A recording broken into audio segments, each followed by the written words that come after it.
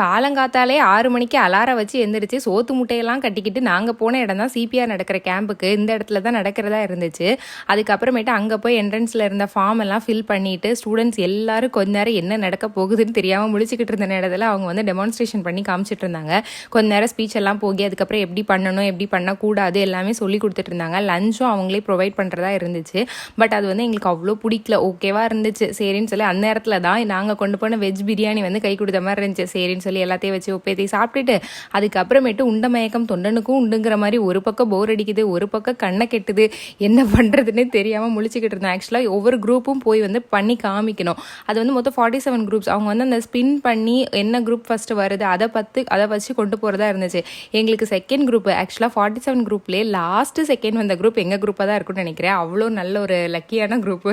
எப்படியோ ஒரு வழியாக பண்ணி எடுத்து முடிச்சுட்டு ரிட்டன் வீட்டுக்கு கிளம்பி வந்துட்டோம். Have a good day.